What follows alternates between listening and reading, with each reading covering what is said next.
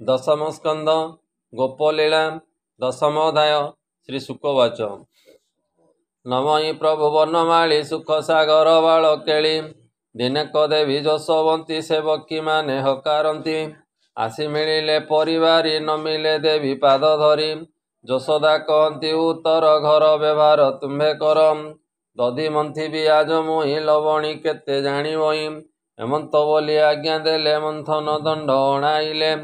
यशोदा होइले कसज जार सुत देवराज पिंधि सुरंग पाट शाढ़ी रत्न मेखला अच्छी जड़ी पृथुल जटी भाग जुते सुवर्ण चूड़ी शहे हस्ते बेनिकुचरु क्षीर झरे नुपुर बाजई पୟରେ ऋतरे हार कर्णिका पशिरे सीमंत दिव्य रूप हुआ दौड़ी धरी करे बाम दक्षिणे चाले धीरे दौड़ी टाणी बार भरे वस्त्र न रहे देवी शिरे कबरी भार फिटी तले फूल पड़िले माले माले बखे कंपई पयोधर कंकण ना देवेनी करम मुखे शोभित श्रम झाल रंग अधर सुकुमल दधि मंथई मन तो से कृष्ण मिलिले तार पासे स्तन्य पेयवा आसे हरि जननी वस्त्र करे धरी देखी यशोदा कोपवर बोलती कृष्ण को उत्तर जा तू न धर एते बेले पछे घेनिबी तोते कले शुणी कांदती वनमाली देखी यशोदा देई गाड़ी कृष्ण को करावंती उतुनी सुस्वरे करी गीत ध्वनि अति शोषरे गांती गीत पुणी कांदती गोपीनाथ ए बालुत कालु कृष्णवाणी सुमरी गाए नंदराणी तक्षणे उठी जगन्नाथे खुआ धइले बेनी हस्ते यशोदा न पारिले चाली कोले धइले वनमाली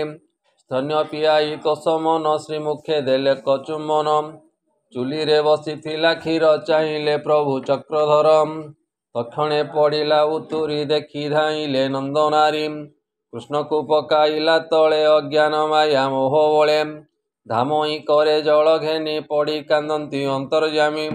कोपे बसिला चक्रधर दंते कामुड़िले अधरम उठिले भव सुखदाता घरु आनिले शिलपुता पिटिले दधि भांडे नहीं भाजी गोरस गला बहिम पलाई गले करतरे पशिले गंभीरी भितरे घरे लवणी थिला जेते सबु खाइले बेनी हस्ते ए क्षीर उतारी गोपवाली पुणी मंथन स्थाने मिली देखी चकित गाले हस्त एत बालक विपरीत ए बालुत कालु एडे कोपी सत कहती मते गोपी ताकु निंदिली मु कोपे एबे तू बुझिली स्वरूपे आजी करी प्रतिफल गोपी ए करती चहल कहूँ कहूँ बढ़िला कोप जष्टि प्रहारे जेने सर्प छाट खसिला पछ भागे मिलिला गंभीर लागे द्वारे चाहई धीर धीर देखिला प्रभु दामोदर रोल उपरे गोपीनाथ शिला धरीण बाम हस्त मार्जारी 5-7 मेले लवणी खांती कौतूहले देखी माता को भावग्राही रोलू पड़ती बेगे डेम ए कृष्ण पलांती भय घेनी पछरे गोड़ाती जननी जाहार नाही आदि अंत ध्याने चिंतती मुनि संतम ताहाकु पुत्र प्राय मणि पछे धामई गोपालुणी पृथक भावे नंदराणी गोड़ाते पड़े पुणी पुणी पुणी गोड़ाई पुणी उठी पादके पड़ू थाई झुंटी केश फिटिण श्रम झाले फूल पड़िले फिटी तले ताहार आदि अंत नाही यशोदा पाई बता काई जानिन यशोदा विकल उठी चाहे आदि मूल मने विचारी भावग्राही माता विषये दया बहिम मुझे जीवई पलाई के मते पारी गोड़ाई एते विचारी दया निधि रजुरे होई बही बंदीम देखिण यशोदा विकल रहिले प्रभु आदि मूल धाई धइला बेनिकर छाट उंचाई कोपभरम ए भये कांदती चक्रधर चक्षु घसंती वाम करम ए कृष्ण विकल देखी माता छाट रक्षिण कले चिंता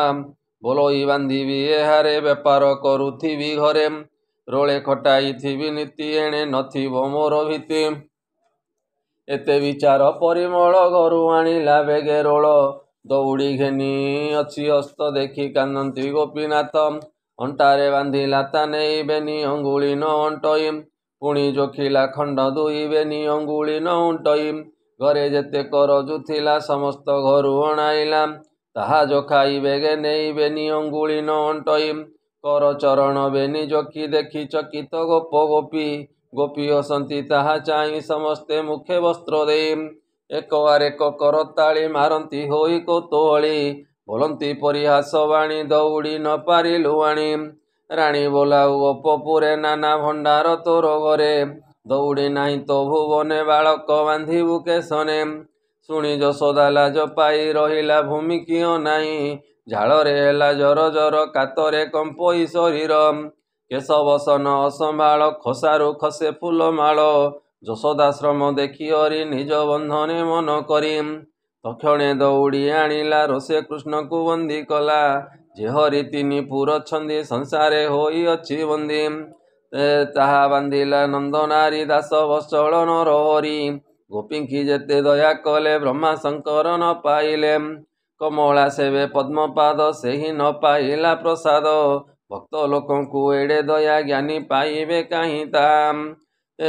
ଜନନୀ ବାନ୍ଧିଲା ରୋଳରେ ଜାମଳା ଅର୍ଜୁନ ତଳରେ କୃଷ୍ଣ ଚାହିଁଲେ ବେନି ସୁତେ ସାପ ପାଇଲେ ଭୋଳ ଚିତେ